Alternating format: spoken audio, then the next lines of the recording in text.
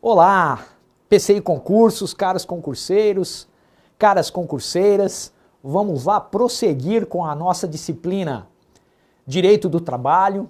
Para aqueles que ficaram chateados, ninguém ficou chateado, né, pessoal? Para aqueles que ficaram chateados com uma aula de História do Direito do Trabalho, muita pretensão da minha parte, agora vai ficar um pouco mais normal, poderíamos dizer assim. Vamos falar sobre normas jurídicas, sobre o positivismo jurídico, mas é característica das nossas aulas sempre trazer à tona uma reflexão oportuna, conveniente, que ajude você nos concursos, que ajude você como jurista, como profissional do direito, não importa onde você esteja, em qual situação você se coloque, mas é importante que nós sempre possamos refletir, criticar de maneira construtiva, obviamente, o direito.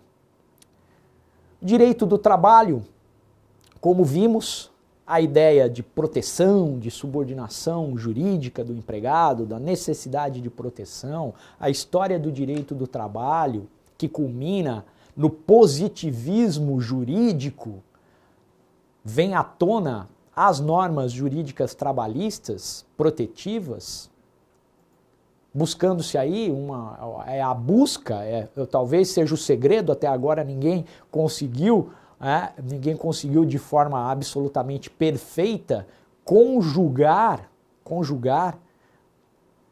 o valor do trabalho, a ideia de valor social do trabalho, ou melhor, garantir um equilíbrio perfeito entre o valor social do trabalho e a livre iniciativa.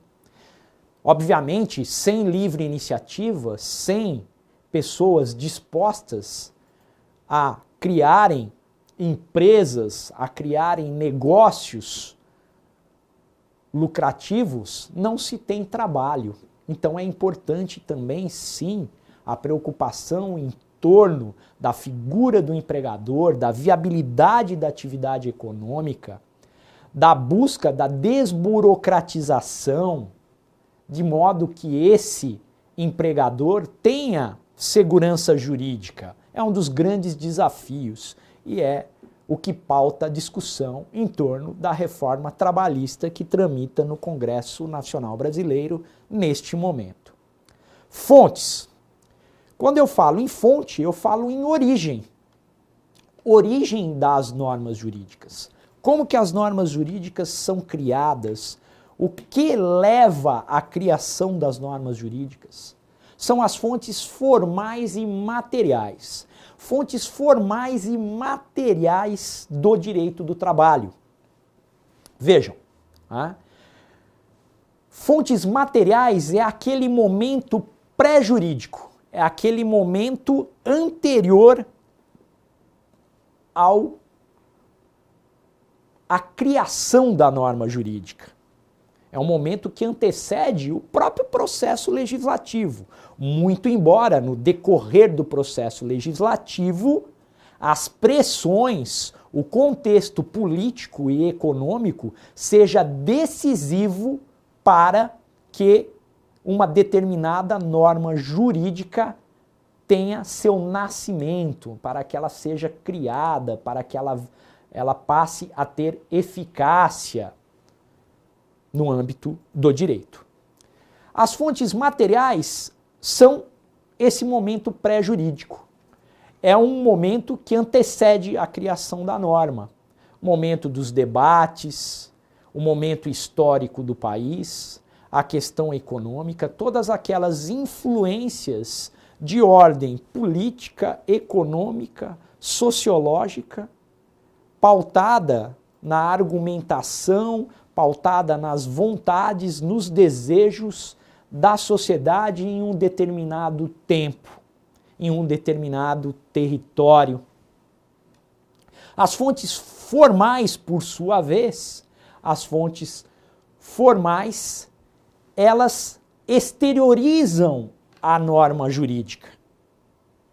Elas são a faceta, elas exteriorizam a norma jurídica, elas positivam a norma jurídica.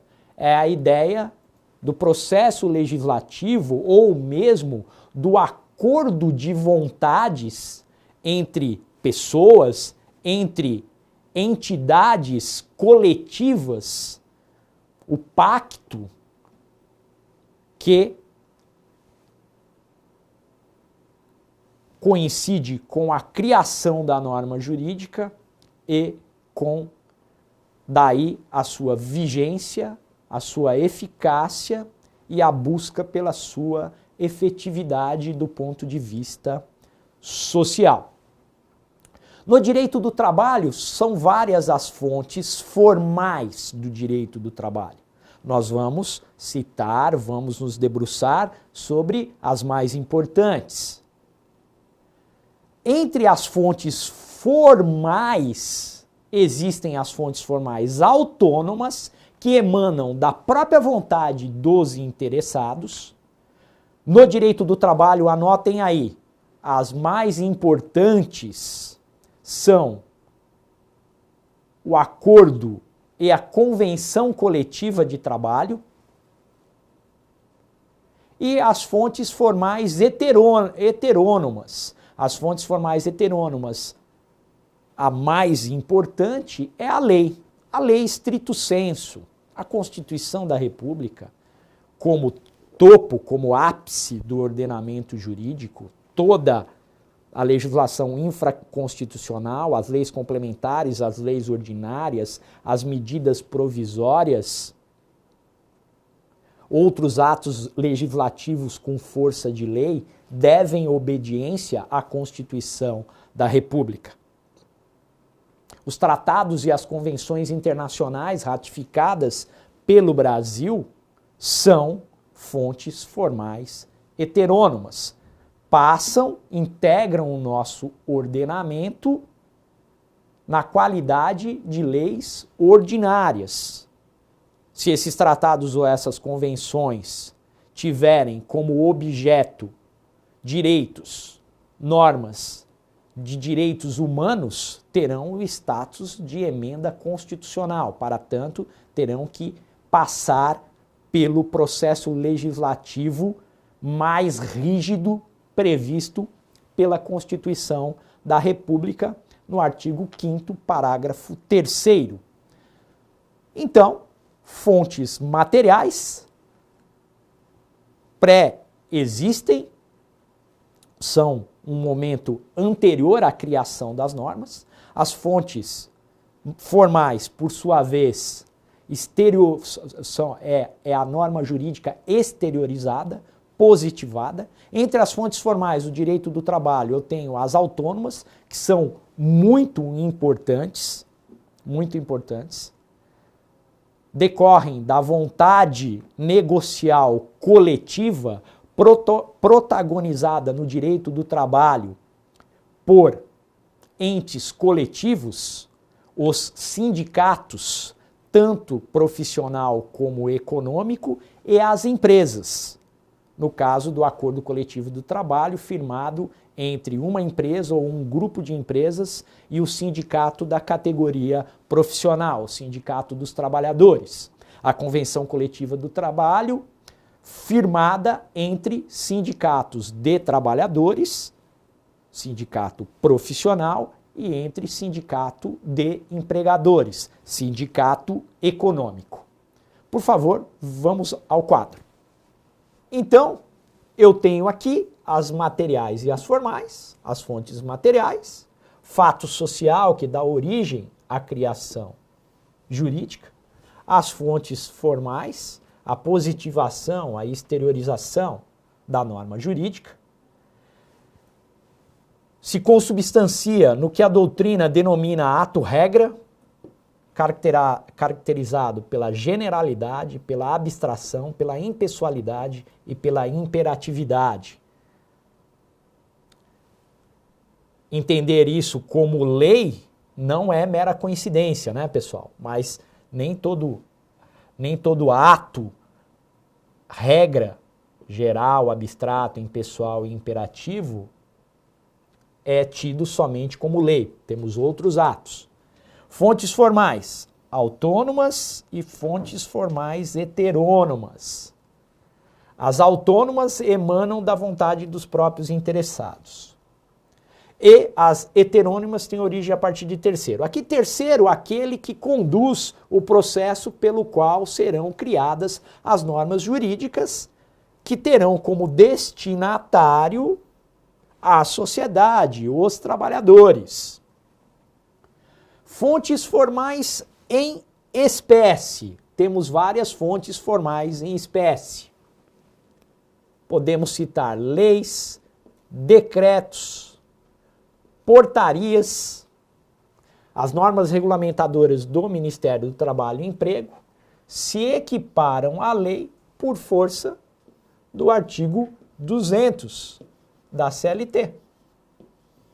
Ok? Se quiserem anotar aí, aproveitando, né, teremos um momento para falar sobre esse artigo, o artigo 200, tratados e convenções internacionais, desde que ratificados pelo Brasil, convenções coletivas de trabalho e acordos coletivos de trabalho, fontes formais autônomas, usos e costumes, laudo arbitral, regulamento de empresa.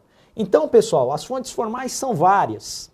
Fontes formais temos as heterônomas e temos as autônomas. As leis, os decretos, as portarias, os tratados e convenções internacionais, e aqui eu me refiro aos tratados e convenções internacionais da OIT, são fontes formais heterônomas. Por sua vez, convenções coletivas de trabalho e acordos coletivos de trabalho são fontes formais autônomas. Os usos e costumes também poderão criar direitos e deveres trabalhistas. O laudo arbitral, nós falamos aqui do laudo arbitral, falando de arbitragem, decisão arbitral, o laudo arbitral é obrigatório. Uma forma heterocompositiva de solução de conflitos, como vimos na nossa aula de direito processual do trabalho. Para a corrente majoritária, essa fonte formal vai ser heterônoma, porque é um terceiro, advém de um terceiro. Não falei, né? Assim como as sentenças normativas proferidas pelo judiciário trabalhista, nós estudaremos o que são sentenças normativas, também uma fonte formal heterônoma, advém de um terceiro. O regulamento de empresa, existe uma controvérsia se o regulamento de empresa seria uma fonte formal criadora de norma jurídica. O regulamento de empresa vincula o empregador. Ele traz direitos e deveres. Muitos entendem que não é fonte formal porque não há uma convergência da vontade dos atores envolvidos na relação jurídica. Ou seja, o regulamento de empresa advém da vontade unilateral do empregador. Por essa razão, a doutrina e a jurisprudência, na sua maioria, entendem que não é fonte formal. Mas eu coloquei aqui que é porque para muitas bancas de concurso não se recomenda perguntar em provas objetivas, mas muitas bancas perguntam em provas de natureza objetiva e trazem como resposta correta o regulamento de empresa como fonte formal, autônoma. Ok, pessoal? Regulamento de empresa. A verdade é que, se o empregado, de alguma forma, participar da elaboração do regulamento de empresa, se sua voz for ouvida, o documento criará direitos e obrigações e sua natureza de fonte formal restará evidenciado. No quadro, falando um pouquinho das fontes formais autônomas, falei para vocês da importância da Convenção Coletiva de Trabalho, previsão no artigo 611 da CLT, que nada mais é do que um pacto entre o sindicato profissional, que representa os trabalhadores, e o sindicato da categoria econômica. O acordo coletivo de trabalho, por sua vez, previsto no parágrafo 1º do mesmo artigo 611, é um acordo entre uma empresa ou um grupo de empresas e o sindicato representante da categoria profissional. Portanto, a diferença entre convenção coletiva e acordo coletivo se dá a partir da comparação entre os sujeitos que celebram o referido instrumento negocial coletivo. Na convenção coletiva serão 2 sindicatos e no acordo coletivo será a empresa ou um grupo de empresas e o sindicato dos trabalhadores. Também entre fontes formais, o costume, que nada mais é que a prática reiterada de uma conduta numa dada região ou empresa. E o costume resta positivado pela legislação trabalhista. Anotem aí, pessoal. Podemos exemplificar como costume a qual a lei se refere expressamente, conferindo ao costume eficácia normativa. Na CLT, podemos citar o artigo 460 e na Lei do Trabalhador Rural, ou Lei do Trabalho Rural, o artigo 5º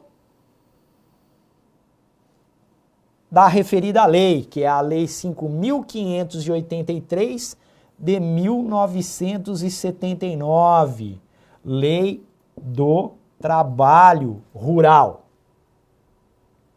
Artigo 460 da CLT vai dizer que se não houver estipulação do salário e não for possível provar qual foi a contraprestação pecuniária ajustada, o empregado terá direito a receber o salário pago habitualmente, olha o costume aqui, aquele colega que na empresa fizer um serviço idêntico ou semelhante.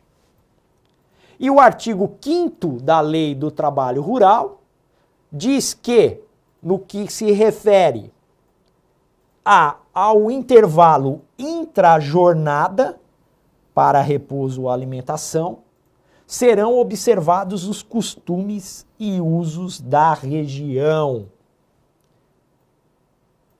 Ok, pessoal? Intervalo intrajornada poderá ser observado os costumes da região. Volto aqui com vocês e faço, muito importante, fontes formais autônomos, a importância do acordo coletivo e da convenção coletiva de trabalho. Ok? Neste caso, previsão no artigo 611 da CLT. Vimos a diferença entre acordo e convenção coletiva. As duas partes, empregado e empregador, representados pelos seus sindicatos, ou no caso do acordo coletivo, a empresa e o sindicato dos trabalhadores, firmam um documento, ao qual se dá o nome de convenção ou acordo coletivo de trabalho, e esse documento trará normas coletivas com força de lei. Normas que aderem ao contrato de trabalho imediatamente. Costumes. Os usos, a habitualidade de certas práticas em determinada região ou no estabelecimento empresarial, o costume é tido como uma fonte formal, criadora de norma jurídica, uma fonte que vincula as partes da relação jurídica trabalhista. E temos aí exemplos que foram positivados, que foram trazidos com força de lei, ratificando a importância do costume. Quais exemplos? 460 da CLT, se não houver estipulação do salário ou não for possível provar qual foi a importância ajustada, a contraprestação pecuniária pelo serviço prestado, teremos que nos valer do salário habitualmente pago para um serviço idêntico ou semelhante no âmbito da empresa, no âmbito daquela relação jurídica de direito material trabalhista. A Lei do Trabalho Rural, que continua em vigor, uma lei de 1973, no artigo 5º, permite que o intervalo para repouso ou alimentação, intervalo conhecido como intrajornada, seja usufruído conforme os usos e costumes rurais daquela região. Por sinal, recentemente, em um dos informativos do Tribunal Superior do Trabalho, muito recentemente, o TST decidiu pela validade e licitude da fragmentação do intervalo intrajornada de trabalhadores rurais. Como assim, professor? O artigo 71 da CLT dirá que nos trabalhos acima de 6 horas cabe um intervalo de, no mínimo, 1 hora e, no máximo, 2 horas, salvo instrumento negocial coletivo em contrário. Então, esse intervalo de 1 hora que se aplica aos trabalhadores rurais, porque a CLT se aplica aos trabalhadores rurais em caráter suplementar, em caráter subsidiário, naquilo que não contrarie as regras da Lei 5583 de 1979, ele poderá ser dividido. 4 intervalos de 15 minutos, 6 intervalos de 10 minutos.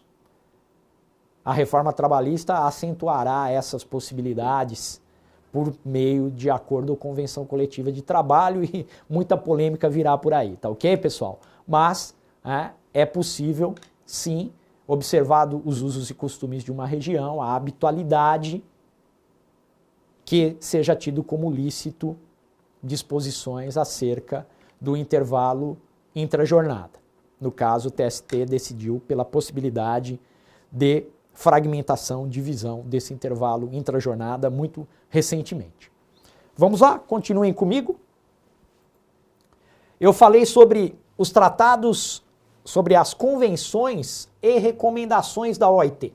Qual é a diferença? A convenção tem natureza obrigatória, a observância é obrigatória, pessoal, desde que ela seja ratificada por determinado país. Se ela for ratificada pelo Brasil, ela é ratificada pelo Brasil, mediante apreciação, autorização do Congresso Nacional, ela passa a integrar o ordenamento jurídico brasileiro, o ordenamento jurídico de determinado país. Essa convenção terá um caráter vinculante e obrigatório. As recomendações, por sua vez, elas detalham aquilo que está na convenção, mas não tem caráter vinculante. São centenas, quase 2 centenas de convenções internacionais da OIT. A própria OIT elege um grupo que ela tem como fundamental. São as principais convenções da OIT, convenções fundamentais. A OIT se pronuncia sobre a fundamentalidade de algumas convenções. Convenções-chave. Anotem aí. Convenção número 29 de 1930 proíbe o trabalho forçado. Convenção número 87, que o Brasil não ratificou, Liberdade Sindical e Proteção ao Direito de Sindicalização, de 1948. O Brasil não ratificou. Por que não ratificou, pessoal? Porque vigora no Brasil a unicidade sindical, o que impede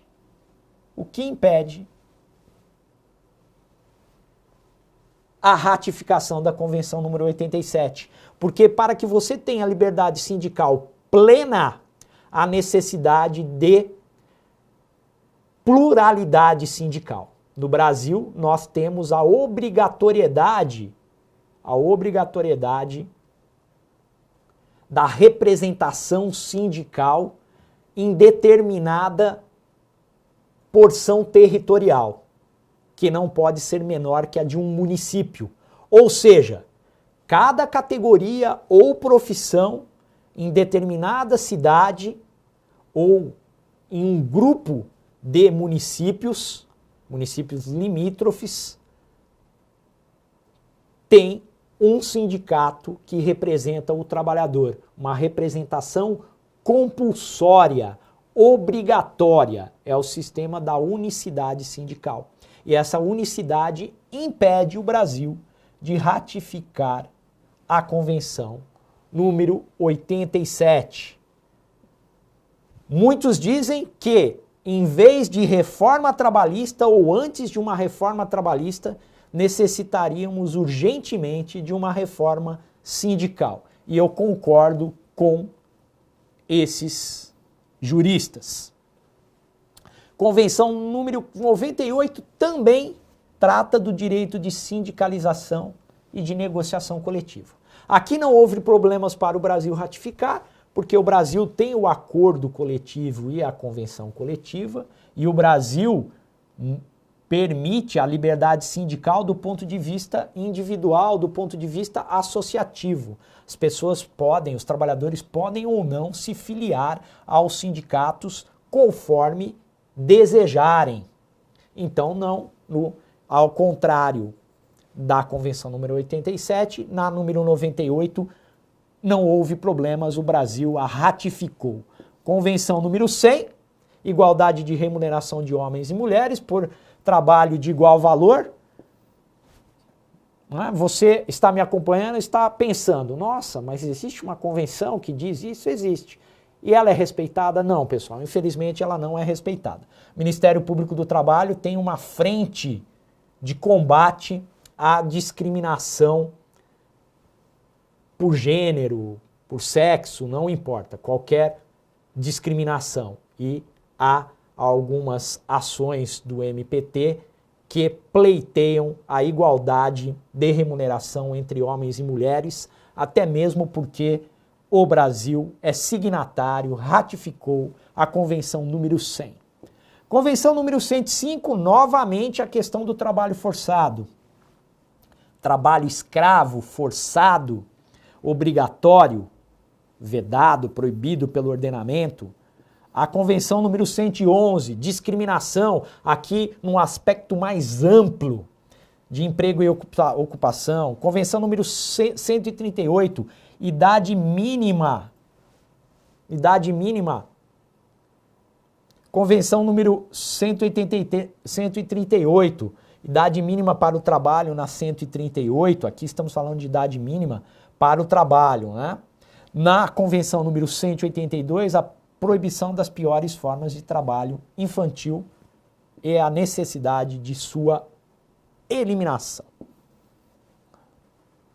As convenções são muito importantes. Esse grupo de convenções que eu acabei de mostrar no quadro e comentar, vale a pena a sua atenção, vale a pena a leitura dessas convenções. Um simples clique na sua internet, no Google, e você tem o documento em português dessas convenções que são muito importantes. É preciso que nós aqui no Brasil, no dia a dia do foro trabalhista, é importante trazer à tona, é algo ainda muito incipiente, os princípios e as normas, as regras constantes dessas convenções, principalmente esse grupo tido como fundamental.